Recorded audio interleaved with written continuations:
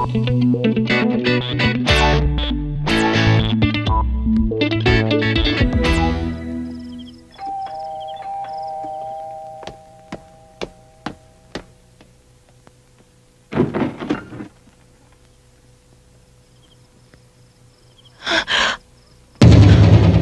Regalado!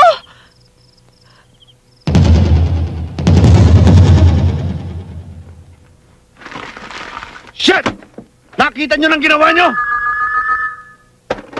Hello? Mo, Don Pedro. Segovia? Ako nga. Wala pang nakapagmumura sa akin! Gago! Meron na. Ako? Ano ba talagang kailangan mo sa akin? Kwarta? Susupal pa lang kita. Magkano kailangan mo?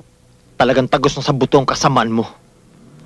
Wala ka nang kinikilalang Diyos kundi ang kwarta mo na nanggaling sa mga pinaghayupan mo. Pati batas binaboy mo na.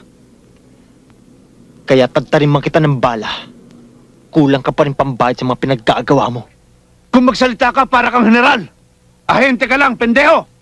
Bakit ba mainit ang dugo mo sa akin? Dahil sa laki ng atraso mo sa akin, tutubusin mo to ng buhay mo. Wala ko naintindihan sa mga sinabi mo. Kung may reklamo ka, magdemanda ka, hayop ka! Hindi na kailangan. Ang mga taong katulad mo, wala nang karapatang mabuhay sa lipunan. Ito ang tandaan mo, Don Pedro.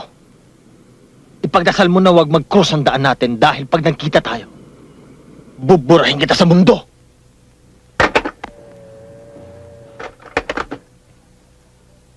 Dahil sa katangahan nyo, pati buhay ko ngayon pinagbabantaan na! Sir, kung inaakala nyo na bokya na kami ni Manix, huwag mo sanang kalimutan. Meron pa tayong huling barahang hihiritin. Totoo yun, Don Pedro. Sa blackjack, talo ng 5 cards, ang 2 baraha. Gawin nyo! Puro kayo daldal! Leche!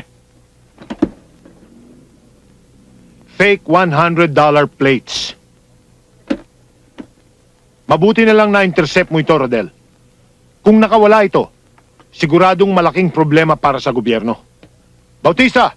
Sir! Halika rito. Itago mo itong ebidensyang ito. Yes, sir. Ngayon, kahit na nasa kamay ko na ang peking klitse, marami ka pa rin problema, Rodel. Unang-una, sino ang may-ari ng klitseng yon ang aamin kung pinatay mo na lahat ang dapat nating maging testigo? Pangalawa, kung sinetap ka sa murder case ni Maricar Mendoza, paano mo ipaliliwanag ang testimonya ng waitress sa restaurant na nakakita sa'yo na sumunod ka sa comfort room kay Teniente Salcedo at pagkatapos, pugot ng ulo nito nang inilapag sa mesa? Pangatlo, officially you're suspended because you have a pending case. Kaya kahit na may mission order ka, dapat huminto ka na sa mga operations mo. Look, Rodel, I know you're a good man. Masakit man sa loob ko, dapat sumunod ka sa batas.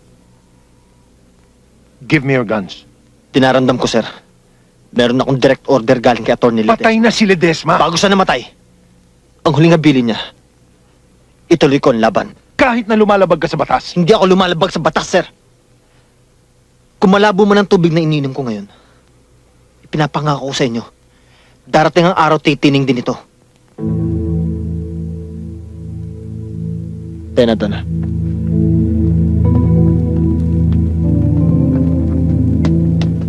Segovia!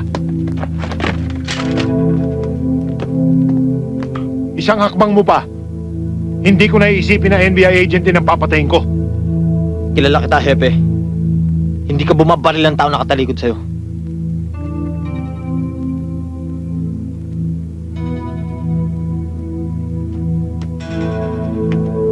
Hayaan nyo na sila.